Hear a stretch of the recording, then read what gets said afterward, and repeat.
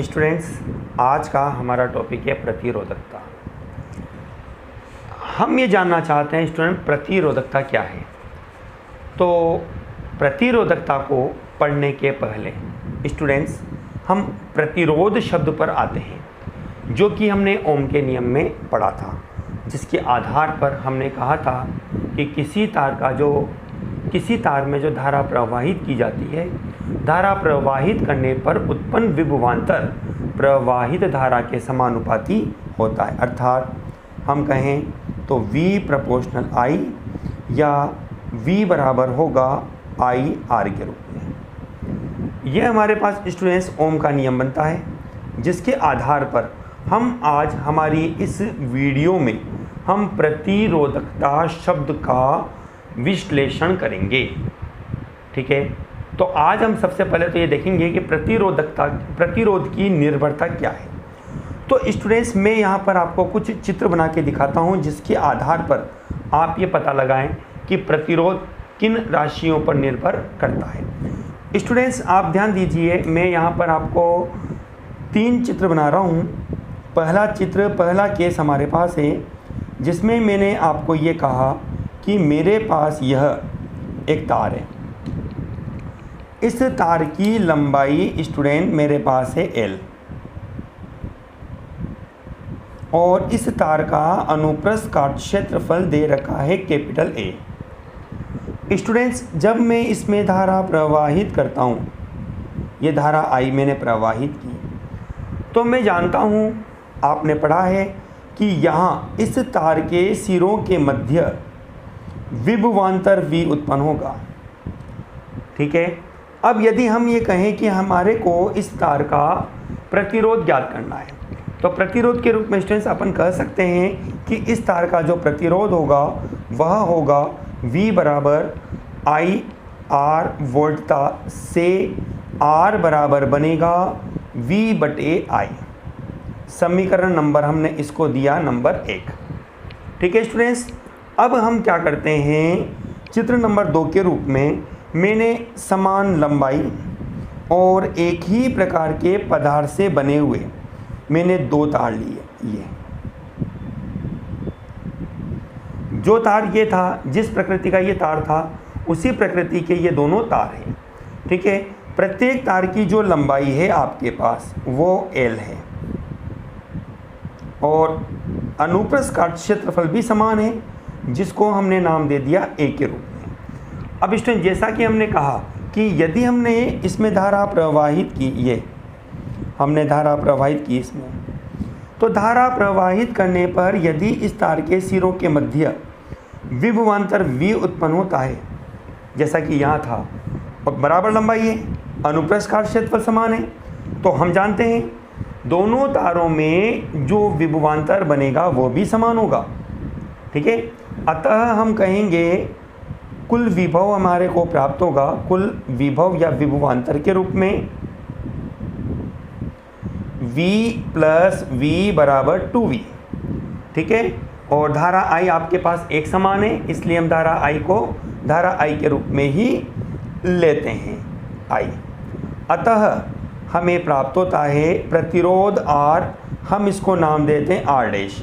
नियम के अनुसार है V/I। अब V की जगह यहाँ बनता है आपके पास 2V, और धारा बनती है I। आप देखते हैं V/I समीकरण 1 से आप यहाँ लिख सकते हैं कितना स्टूडेंट, समीकरण 1 से आप इसकी जगह लिख सकते हैं 2R, V/I बराबर R। तो यहाँ आपको प्राप्त होता है R' बराबर होगा 2R। अर्थात हम इस चित्र में देखते हैं कि जब हमने तार के लंबाई में वृद्धि की, तो हमें यहाँ पर तार का प्रतिरोध बढ़ता हुआ प्राप्त होता है। ठीक है स्टूडेंट्स, अब हम चित्र नंबर 3 लेते हैं स्टूडेंट्स। अब चित्र नंबर 3 आपको क्या कहता है, सुनिएगा, समझिएगा। मैंने क्या किया, जो तार मेरे पास था पहले प्रारंभ में, ये तार, इस तार को मैंने अनुप्रस्थ काट क्षेत्रफल के रूप में 2 बराबर भागों में बांट दिया। ये प्रत्येक भाग की लंबाई L है, लेकिन अब अनुप्रस्थ काट क्षेत्रफल आधा हो गया प्रारंभ का। ठीक है, तो हम ये देखेंगे कि यदि हम तार की लंबाई बढ़ाई तो प्रतिरोध दुगना हो गया, और यदि हम अनुप्रस्थ काट क्षेत्रफल को कम करते हैं तो अब हम ये देखना चाहते हैं कि अनुप्रस्थ काट क्षेत्रफल को कम करने पर तार के प्रतिरोध पर क्या प्रभाव पड़ता है। तो आइए हम देखते हैं। हमने इसमें धारा प्रवाहित की, ठीक है, धारा प्रवाहित की, इसमें धारा जाएगी।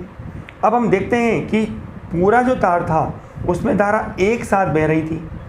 ठीक है, जब आपने मध्य भाग में प्लेट बना दी, दो तारों के बीच में, ये एक पूरा एक तार है आपके पास, जब आपने इस एक तार में कुल धारा I प्रवाहित की तो धारा I बन रही थी। अब आपने इस तार को दो भागों में बांट दिया, ये तो धारा का क्या होगा, बंटवारा हो जाएगा। I/2 धारा इस वाले तार में और I/2 धारा इस वाले तार में प्रवाहित होगी। तो इस आधार पर हमने लिखा कि इस तार में I/2 धारा और इस तार में I/2 धारा प्रवाहित होती है। यहाँ चित्र में हम एक बात और देखते हैं, दोनों तार हमारे पास परस्पर समांतर क्रम व्यवस्था में है। तो हम यह कह सकते हैं कि दोनों तारों के सिरों के मध्य जो विभवांतर बनेगा वो V होगा। ठीक है, तो यहाँ हम देखते हैं कि विभव तो हमारे को प्राप्त है विभव या विभवांतर के रूप में V।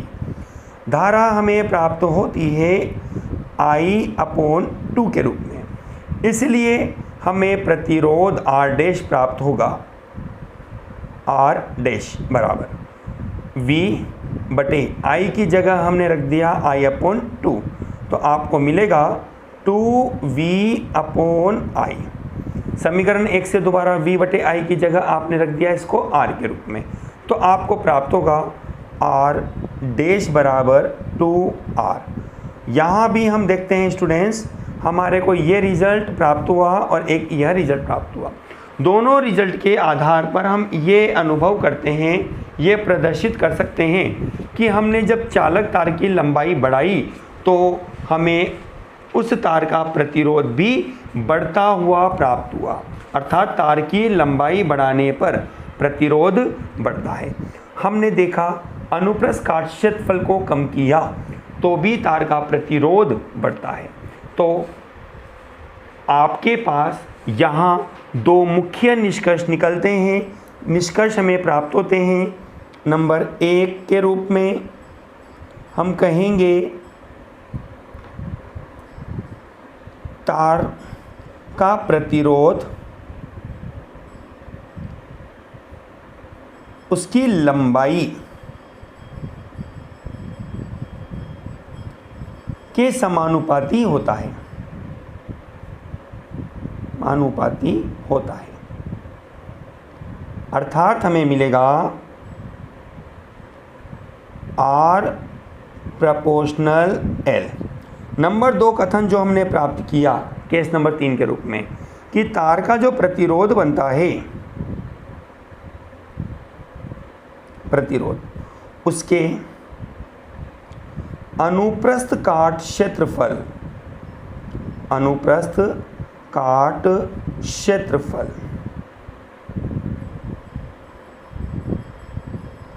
के व्युत्क्रमानुपाती होता है। क्योंकि स्टूडेंट्स यहाँ हमने जो होता है केस हमने पढ़ा है, इसमें हमने तार के अनुप्रस्थ काट क्षेत्रफल को कम किया है। प्रारंभ में हम क्षेत्रफल A ले रहे थे तो प्रतिरोध हमें बढ़ता हुआ मिला। जब हमने इस तार के अनुप्रस्थ काट क्षेत्रफल को हमने कम किया तो हमने ये देखा कि जो तार का प्रतिरोध है वो बढ़ गया। तो इस आधार पे कह सकते हैं R प्रोपोर्शनल होगा 1/A। अतः कुल निष्कर्ष आपके पास बनता है R प्रोपोर्शनल L/A। हमने इसको लास्ट वीडियो में भी डायरेक्ट रूप में कहा था। यहाँ मैंने आपको एक सवाल लेके ये सिद्ध करके दिखाया है कि आप तार का प्रतिरोध किस तरह से बढ़ सकता है और किस तरह से घट सकता है। हमने ऐसा इसको किस प्रकार से कहा। ठीक है स्टूडेंट्स, हम यहाँ पर इस फॉर्मूले के निष्कर्ष को और निकालना चाहें तो हम ये कहेंगे कि समानुपाती के चिन्ह को हटाने पर हमें मिलता है R proportional R equal to rho L upon A। यहाँ रो आपके पास एक समानुपातिक नियतांक है, यहाँ मैं लिखता हूँ आपको, यहाँ रो एक समानुपातिक नियतांक है।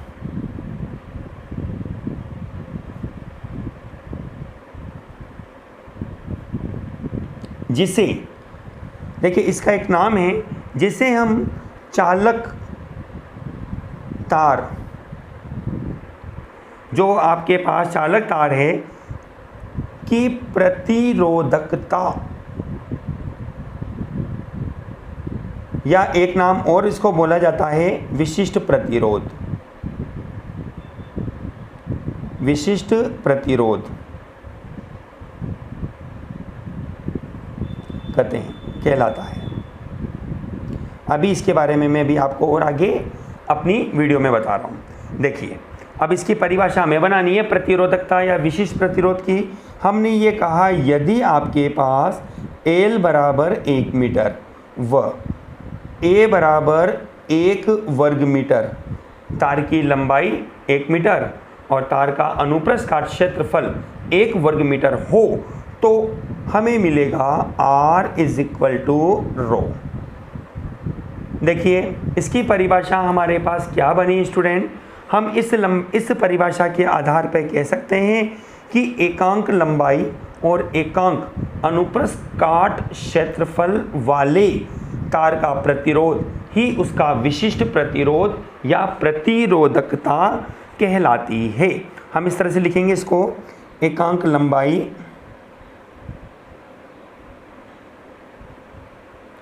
व एकांक अनुप्रस्थ काट क्षेत्रफल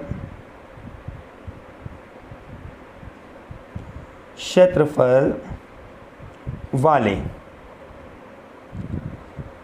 तार का प्रतिरोध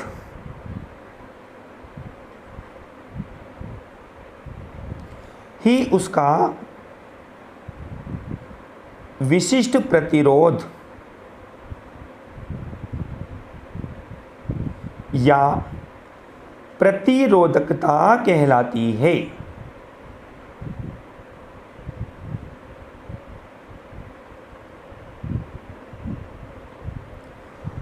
स्टूडेंट्स देखिए इसकी कुछ विशेषताएं और है प्रतिरोधकता की, जिसके बारे में मैं आपको नंबर 1 बताता हूं कि इसका जो मात्रक आपको प्राप्त होगा, मात्रक बनता है इसका ओम इंटू मीटर।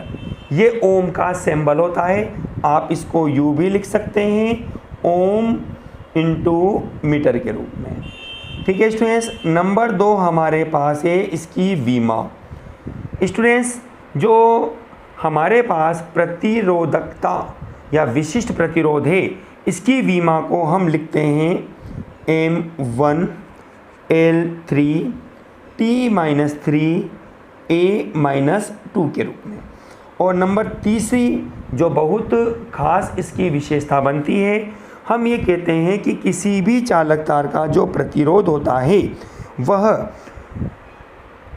पदार्थ की प्रकृति और ताप पर निर्भर करता है।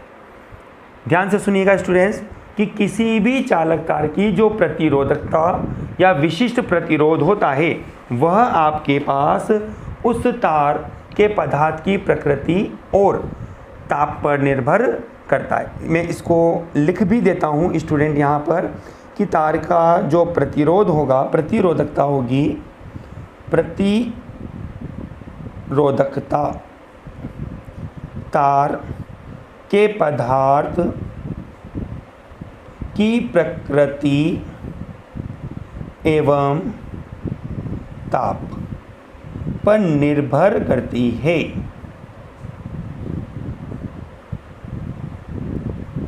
यह तार की लंबाई, कॉमा लगाया हमने, उसके अनुप्रस्थ काट क्षेत्रफल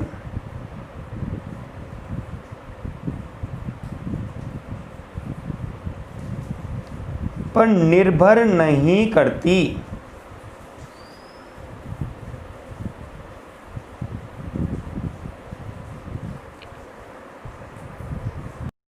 स्टूडेंट्स, चालक की प्रतिरोधकता से संबंधित मैं आपको एक बात और बताता हूँ कि चालक पदार्थों की जो प्रतिरोधकता होती है, चालक पदार्थों की प्रतिरोधकता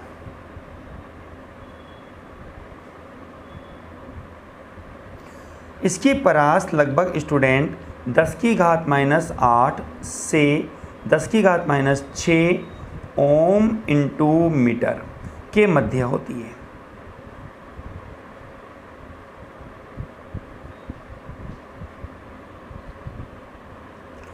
जैसे इसके अलावा भी हमारे पास जैसे कुछ अन्य पदार्थ हैं जिन्हें हम विद्युत रोधी या कुचालक पदार्थ कहते हैं। तो कुचालक पदार्थों के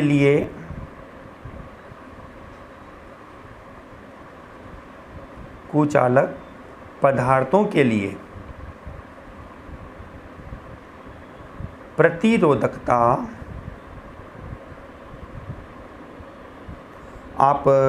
प्रतिरोधकता उसकी बढ़ जाती है। इस कारण ही उन कुचालक पदार्थों में धारा का चालन आसानी से नहीं हो पाता। इसकी प्रतिरोधकता एप्रोक्स आपके पास होती है 10⁻16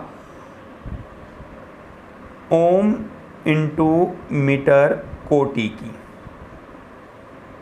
होती है।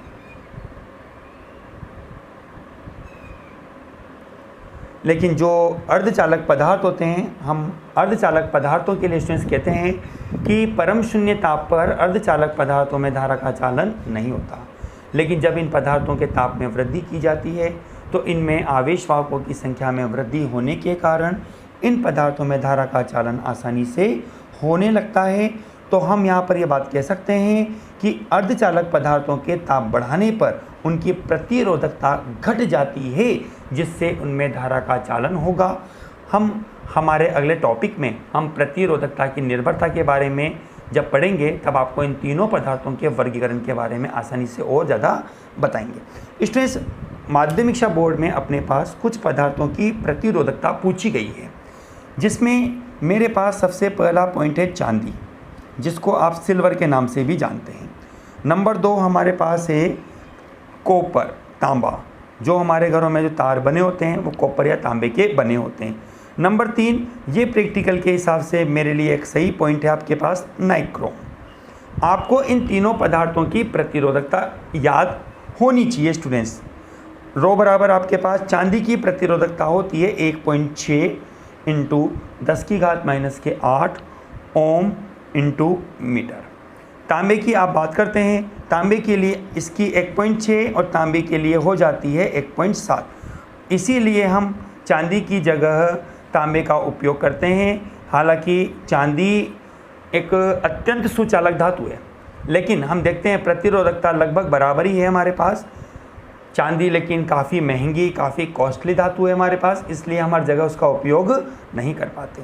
नाइक्रोम की प्रतिरोधकता के रूप में रो बराबर आपके पास बनता है 48 इंटू 100 नाइक्रोम की 100 होती है student, 100 into 10⁻⁸ ohm into metre.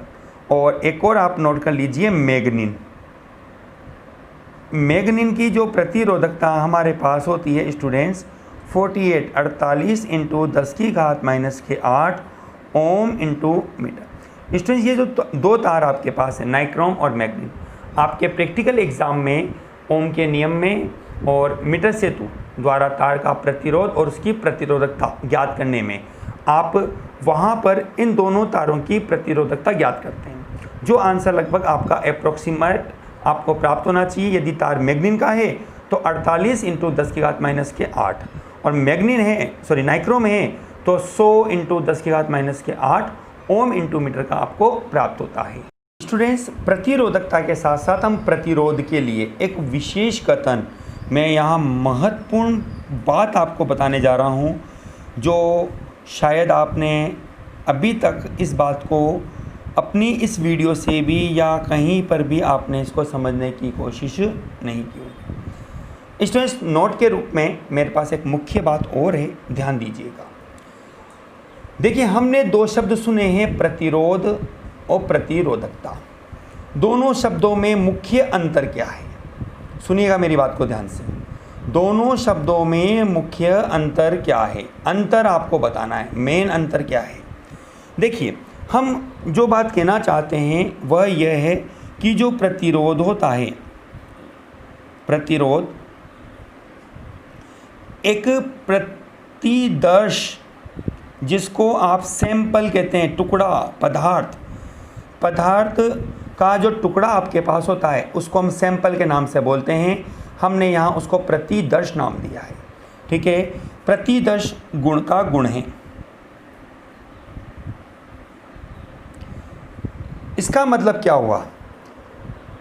इसका मतलब ये हुआ आपके पास कि यदि आपने दो अलग अलग पदार्थों के प्रतिदर्श लिए तो उनका प्रतिरोध आपके पास अलग अलग होगा, लेकिन आपके पास यदि वो पदार्थ एक ही पदार्थ की प्रकृति के हैं तो उनकी प्रतिरोधकता एक समान होगी। सुनिए, मैंने कहा प्रतिरोध एक प्रतिदर्श का गुण है, ठीक है, जबकि प्रतिरोधकता जो आपके पास होती है, प्रतिरोधकता,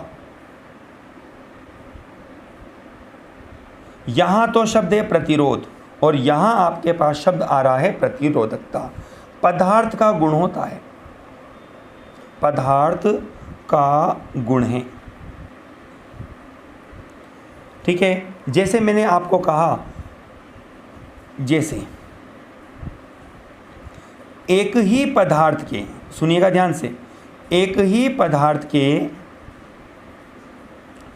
दो प्रतिदर्श मेरे पास है।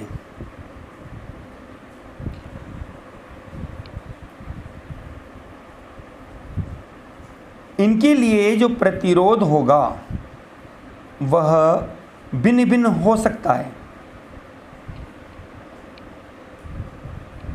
जैसे अभी थोड़ी देर पहले हमने पढ़ा था कि हमारे पास एल लंबाई के दो तार हमने लिए, दोनों तारों को हमने जब लंबाई के अनुदिश या परस्पर समांतर हमने जोड़े तो प्रतिरोध बदल गया। तो प्रतिरोध क्या होगा? भिन्न भिन्न हो सकता है, लेकिन प्रतिरोधकता जो होगी वह अपरिवर्तित रहती है, अर्थात प्रतिरोधकता समान होगी।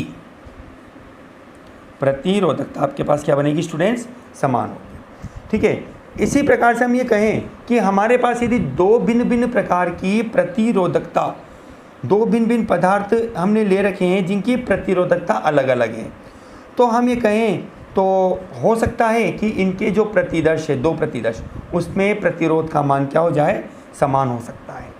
ठीक है स्टूडेंट्स, मैं इस बात को भी बोल सकता हूँ, ये नंबर 1 पॉइंट हो गया, ये नंबर 2। नंबर 2 के रूप में मैंने ये कहा, यदि मेरे पास यदि दो भिन्न भिन्न प्रतिरोधकता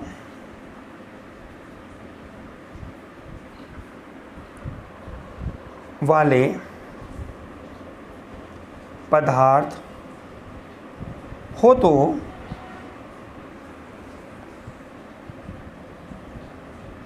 इनके प्रतिरोध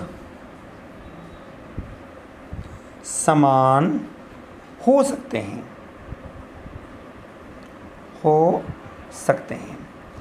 क्योंकि रीज़न है, मैं ब्रैकेट में लिखता हूँ कि जो प्रतिरोध होता है वो लंबाई व अनुप्रस्थ का क्षेत्रफल पर निर्भर करता है,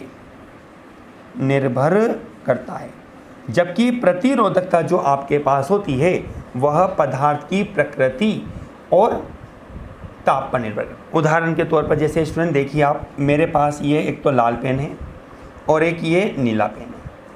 आप देखते हैं, आप ये मान लीजिए लाल तार है और ये नीला तार है, ठीक है, ये तार कॉपर का है, ये तार आपके पास गोल्ड का या सिल्वर का बना हुआ है। दोनों पदार्थों की प्रतिरोधकता अलग अलग होगी, लेकिन यदि स्टूडेंट्स मैं ये कहता हूँ कि मान लीजिए इस तार का जो मोटाई है वो ज़्यादा है, इस तार की मोटाई कम है, लेकिन मैंने कह दिया इस तार की लंबाई इसकी तुलना में कुछ ज़्यादा है या कम है, तो प्रतिरोधकता निर्भर करेगी इसके अनुप्रस्थ काट और लंबाई पर। उसी प्रकार से इसका जो प्रतिरोध होगा वो निर्भर करेगा इसकी लंबाई और अनुप्रस्थ काट क्षेत्रफल पर। पदार्थ की प्रकृति पर डिपेंड ये नहीं करेगा अपने पास, ठीक है। ये अपने पास डिपेंड करेगा केवल लंबाई, प्रतिरोध। लंबाई किस पर निर्भर, प्रतिरोध जो होता है वह लंबाई पर, अनुप्रस्थ काट क्षेत्रफल पर, तार के माध्यम की प्रकृति पर, ताप पर निर्भर करता है, ठीक है स्टूडेंट्स। इस तरह से हमने इस बात को पढ़ा कि हमारे पास विशिष्ट प्रतिरोध या प्रतिरोधकता क्या है। स्टूडेंट्स, इसके अलावा हम यहाँ पर एक कथन और कह सकते हैं।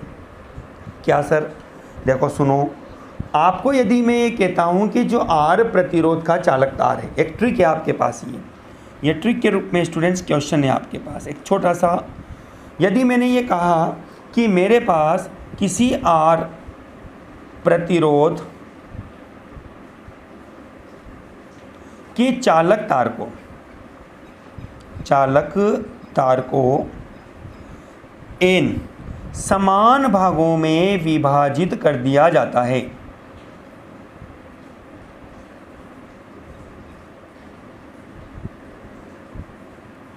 किया जाए,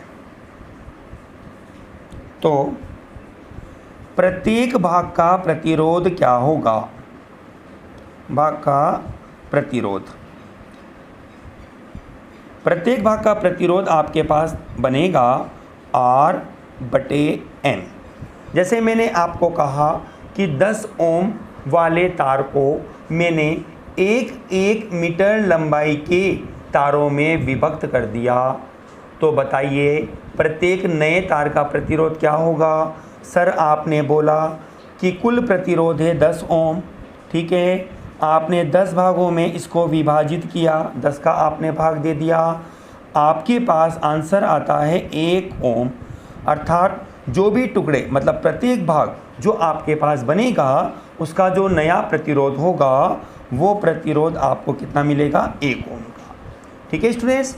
इस तरह से हमने ये देखा कि प्रतिरोध की जो निर्भरता है वह तार के लंबाई और उसके अनुप्रस्थ काट क्षेत्रफल पर निर्भर करती है, जबकि प्रतिरोधकता जो होती है वह तार के पदार्थ की प्रकृति और ताप पर निर्भर करती है। स्टूडेंट्स, यदि मेरे से कहा जाए, हम आपको कहते हैं यहाँ पे कि आप किसी तार के प्रतिरोध और उसकी लंबाई के साथ साथ प्रतिरोध अनुप्रस्थ काट क्षेत्रफल में भी ग्राफ बनाइए। जैसे कि ये ग्राफ तो है लंबाई के रूप में R के साथ, और दूसरा ग्राफ मैं आपको बताना चाहता हूँ वो है अनुप्रस्थ काट क्षेत्रफल का प्रतिरोध के लिए, ठीक है। 2 ग्राफ हमारे पास हैं यहाँ पे। तो अभी हमने देखा कि तार का जो प्रतिरोध होता है वह उसकी लंबाई के समानुपाती होता है। अर्थात यदि मैं लंबाई बढ़ाता हूँ तो प्रतिरोध भी बढ़ता है, तो मेरे पास बनता है R/L। और आपने देखा कि क्षेत्रफल को कम करने पर प्रतिरोध घटता है, अर्थात ये क्या हुआ? व्युत्क्रमानुपाती के रूप में। तो ये ग्राफ आपके पास होगा अति परवलयकार और ये ग्राफ आपके पास बनता है एक सरल रेखा के रूप में, ठीक है स्टूडेंट्स। हम यहाँ पर एक और टॉपिक अपना है जो हम प्रतिरोधकता की सहायता से प्राप्त करते हैं चालकता। आइए अब हम चालकता के बारे में पढ़ते हैं। चालकता, इस चालकता को सिग्मा से दर्शाया जाता है। देखिए, सीधे शब्दों में हम कहें, इजी शब्दों में हम कहें तो चालकता जो आपके पास प्राप्त है हम उसको कहते हैं कि प्रतिरोधकता का व्युत्क्रम चालकता कहलाती है। क्या स्टूडेंट्स? प्रतिरोधकता जो आपके पास होती है उसका ही जो व्युत्क्रम होगा वो आपके पास चालकता कहलाती है। प्रतिरोधकता का व्युत्क्रम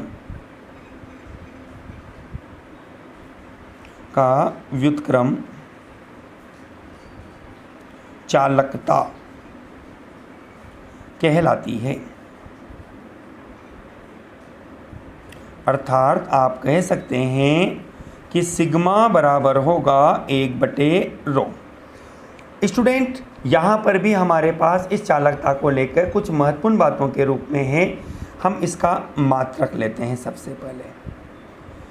स्टूडेंट, प्रतिरोधकता का मात्रक हमने पढ़ा था ओम × मीटर होता है। आप उस ओम × मीटर का व्युत्क्रम कर दीजिए, उल्टा कर दीजिए तो चालकता का मात्रक बनेगा ohm inverse metre inverse. Students आप इसको यूँ भी कह सकते हैं, मोह ओम का उल्टा, देखो एम इधर से तो पढ़ते हो तो ओ एच एम ओम होता है, इसको उल्टा कर रहे हो एम एच ओ मोह, और आपके पास हो जाता है प्रति मीटर के रूप में।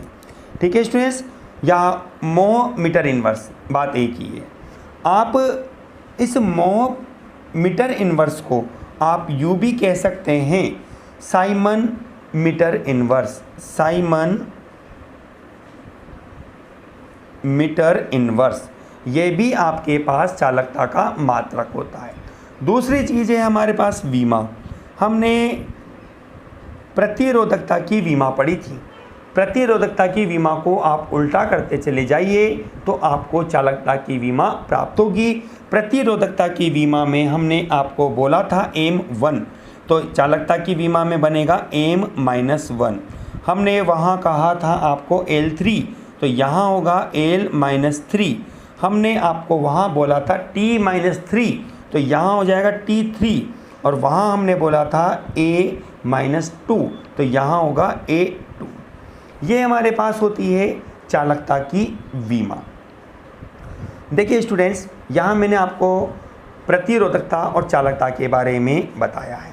देखिए किसी भी पदार्थ की जो चालकता होती है वह भी आपके पास पदार्थ की प्रकृति, उसके आकार और ताप पर निर्भर करती है। स्टूडेंट्स यहाँ एक मैं नोट के रूप में आपको एक बात और बता रहा हूँ चालकता के लिए। चालकता के लिए एक कथन है स्टूडेंट्स, आप ध्यान से सुनिएगा, और यहाँ एक छोटा सा सवाल भी बन सकता है आपके पास, जिसको मैं पहले आपको आंसर के रूप में बताता हूँ, फिर इसका क्वेश्चन मैं आपको बताऊँगा। आंसर के रूप में मेरे पास ये है कि जो पदार्थ अधिक चालकता रखता है, जो पदार्थ अधिक चालकता रखता है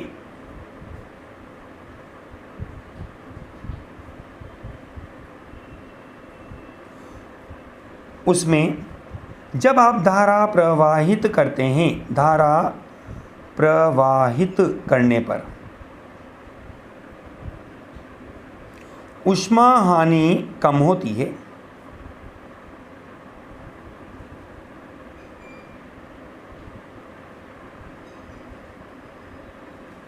देखिए स्टूडेंट्स, चालक की प्रतिरोधकता से संबंधित मैं आपको एक बात और बताता हूँ कि चालक पदार्थों की जो प्रतिरोधकता होती है, चालक पदार्थों की प्रतिरोधकता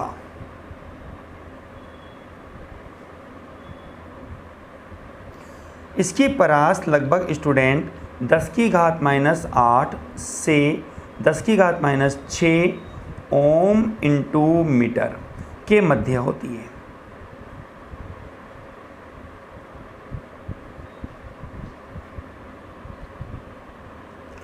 जैसे इसके अलावा भी हमारे पास जैसे कुछ अन्य पदार्थ हैं जिन्हें हम विद्युतरोधी या कुचालक पदार्थ कहते हैं।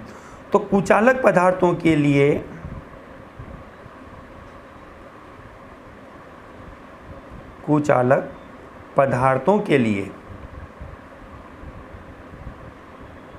प्रतिरोधकता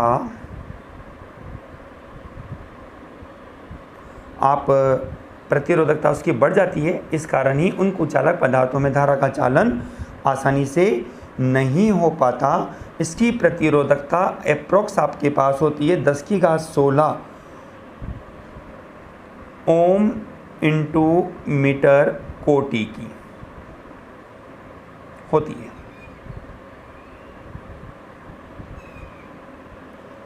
लेकिन जो अर्धचालक पदार्थ होते हैं, हम अर्धचालक पदार्थों के लिए स्टूडेंट्स कहते हैं कि परम शून्य ताप पर अर्धचालक पदार्थों में धारा का चालन नहीं होता। लेकिन जब इन पदार्थों के ताप में वृद्धि की जाती है तो इनमें आवेश वाहकों की संख्या में वृद्धि होने के कारण इन पदार्थों में धारा का चालन आसानी से होने लगता है।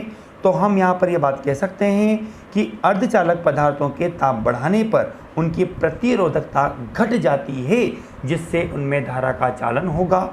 हम हमारे अगले टॉपिक में हम प्रतिरोधकता की निर्भरता के बारे में जब पढ़ेंगे तब आपको इन तीनों पदार्थों के वर्गीकरण के बारे में आसानी से और ज़्यादा बताएंगे। स्टूडेंट्स, माध्यमिक शिक्षा बोर्ड में अपने पास कुछ पदार्थों की प्रतिरोधकता पूछी गई है, जिसमें मेरे पास सबसे पहला पॉइंट है चांदी, जिसको आप सिल्वर के नाम से भी जानते हैं। नंबर 2 हमारे पास है कॉपर, तांबा, जो हमारे घरों में जो तार बने होते हैं वो कॉपर या तांबे के बने होते हैं। नंबर 3, ये प्रैक्टिकल के हिसाब से मेरे लिए एक सही पॉइंट है आपके पास, नाइक्रोम। आपको इन तीनों पदार्थों की प्रतिरोधकता याद होनी चाहिए स्टूडेंट्स। रो बराबर आपके पास चांदी की प्रतिरोधकता होती है 1.6 इंटू 10⁻⁻8 ओम इंटू मीटर। तांबे की आप बात करते हैं, तांबे के लिए इसकी 1.6 और तांबे के लिए हो जाती है 1.7। इसीलिए हम चांदी की जगह तांबे का उपयोग करते हैं। हालांकि चांदी एक अत्यंत सुचालक धातु है, लेकिन हम देखते हैं प्रतिरोधकता लगभग बराबर ही है हमारे पास। चांदी लेकिन काफ़ी महंगी, काफ़ी कॉस्टली धातु है हमारे पास, इसलिए हमारी जगह उसका उपयोग नहीं कर पाते। नाइक्रोम की प्रतिरोधकता के रूप में रो बराबर आपके पास बनता है 48 इंटू 100, नाइक्रोम की 100 होती है student, 100 into 10⁻⁻8 ohm into metre. और एक और आप नोट कर लीजिए, मैग्नीन की जो प्रतिरोधकता हमारे पास होती है students 48 into 10⁻⁸ ohm into metre. Students, ये जो दो तार आपके पास है नाइक्रोम और मैग्नीन, आपके प्रैक्टिकल एग्जाम में ओम के नियम में और मीटर सेतु द्वारा तार का प्रतिरोध और उसकी प्रतिरोधकता ज्ञात करने में आप वहाँ पर इन दोनों तारों की प्रतिरोधकता ज्ञात करते हैं। जो आंसर लगभग आपका अप्रोक्सीमेट आपको प्राप्त होना चाहिए। यदि तार मैग्नीन का है तो 48 इंटू 10⁻⁸ और नाइक्रोम है तो 100 इंटू 10⁻⁸ ओम इंटू मीटर का आपको प्राप्त होता है। स्टूडेंट्स, अभी हमने जो पढ़ा उस पर आधारित मेरे पास एक सवाल है और अपने माध्यमिक शिक्षा बोर्ड में यह एक सवाल मेरे पास इम्पोर्टेंट क्वेश्चन के रूप में बनता है। स्टूडेंट्स, ये सवाल आपको क्या कहता है? ये सवाल आपको कहता है कि एक धातु के तार है जिसकी लंबाई L है। ये लीजिए साहब, इसका हमने एक चित्र बनाया। हमने ये कहा कि यह L लंबाई वाला एक तार है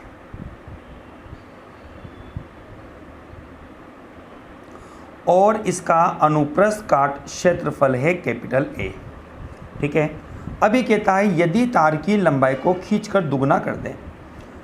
चलो भाई, हम इस तार की लंबाई को खींचते हैं। हमने इस पर खींचा, खींचने के बाद ये तार हमारे पास कुछ इस तरह से होगा, पहले से पतला हो जाएगा। ठीक है ना स्टूडेंट्स। लेकिन हमने ये कहा कि भाई इस तार की जो अब लंबाई है ना, वो प्रारंभ की लंबाई से दुगनी हो गई, ये 2L हो गई। लेकिन अब हमें ये पता नहीं है कि इसका अनुप्रस्थ काट क्षेत्रफल क्या होगा। तो पहले हम इसका अनुप्रस्थ काट क्षेत्रफल निकालेंगे स्टूडेंट्स कि अनुप्रस्थ काट क्षेत्रफल क्या होगा। देखिए, हम जानते हैं भाई पदार्थ जो आपके पास तार है तो तार। अब आप इसको लंबाई को खींचें या इसको सिकुड़ाएं, जो भी मटेरियल है वो पूरा मटेरियल यही बनता है आपके पास। जो भी परिवर्तन आप करेंगे वो इसी भाग में से करेंगे आप। ठीक है। तो इस आधार पर हमने ये कहा कि भाई इस तार का प्रारंभिक घनत्व जो होगा वही इसका अंतिम घनत्व भी होना चाहिए। ठीक है ना। तो हमने ये कहा यदि हमारे पास तार का घनत्व D है, क्या हमने कहा यदि तार का घनत्व D है तो हम ये लिख सकते हैं यहाँ पे, यदि तार का घनत्व स्मॉल d हो तो, अब घनत्व स्मॉल d है तो साहब किस तरह से आप इसका क्षेत्रफल निकाल सकते हो? आप जानते हैं घनत्व बराबर होता है द्रव्यमान बटे आयतन के रूप में। द्रव्यमान चूंकि एक समान है तार का, ठीक है ना, तो ऐसी परिस्थिति में हम कह सकते हैं प्रारंभिक द्रव्यमान बराबर अंतिम द्रव्यमान, जो कि एक सिंपल फॉर्मूला लगेगा आपके पास, द्रव्यमान बराबर घनत्व इंटू आयतन। ठीक है। अब प्रारंभिक द्रव्यमान के रूप में अपने पास है घनत्व d, आयतन को हमने लिख दिया क्षेत्रफल और इनटू लंबाई के रूप में। आ जाइए अब अंतिम स्थिति के रूप में, घनत्व को d लिख दिया साहब, क्षेत्रफल जो है वो हमें ज्ञात करना है, इसलिए मैंने इसको नाम दे दिया a डैश। ठीक है, l तार की लंबाई हो गई दुगनी 2l। आप इसको सॉल्व करते हैं, d से d कैंसिल हो जाएगा, l से l कैंसिल हो जाएगा, तो a डैश आपको प्राप्त होता है a/2। मतलब कि इस नए तार का जो अनुप्रस्थ का क्षेत्रफल होगा वो प्रारंभिक क्षेत्रफल का क्या होगा, आधा रह जाता है। ठीक है स्टूडेंट्स, अब हमने ये कहा इसलिए प्रारंभिक प्रतिरोध निकालते हैं। पहले प्रारंभिक प्रतिरोध क्या होगा, हम उसको नाम देते हैं R बराबर होगा ρl/a, जो कि हमने फॉर्मूले के रूप में पढ़ा है।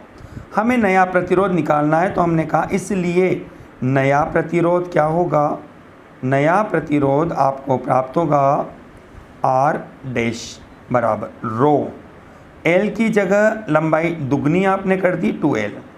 ठीक है, और अनुप्रस्थ का क्षेत्रफल आपको प्राप्त हुआ a डैश के रूप में, जो कि a/2 बनता है। ठीक, तो R डैश बराबर आपको मिलेगा रो, 2 ऊपर ट्रांसफर चल जाएगा 4l/a। ठीक है, या हम इसको कहें तो हमारे पास बनता है 4ρl/r। हमने समीकरण 1 से शामिल किया r को, तो r डैश बराबर होगा 4r। समीकरण नंबर 2 आपके पास। देखिए, इसका मतलब ये हुआ कि हमने जब तार की लंबाई को दुगना कर दिया तो जो नया तार बना उस नए तार का जो प्रतिरोध है वो प्रारंभिक प्रतिरोध का 4 गुना हो जाता है। कितना गुना, 4 गुना। अब इसमें ये कहा है कि कितने प्रतिशत वृद्धि होगी, तो अब हमें प्रतिशत वृद्धि निकालनी है स्टूडेंट यहाँ पे। ठीक है, तो हम ये कहेंगे इसलिए प्रतिशत वृद्धि निकालने का फॉर्मूला आपने 11 में पढ़ा भी है, अंतिम माइनस प्रारंभिक बटे प्रारंभिक इनटू 100। तो हमने इसको फॉर्मूले के रूप में सेट किया, अंतिम प्रतिरोध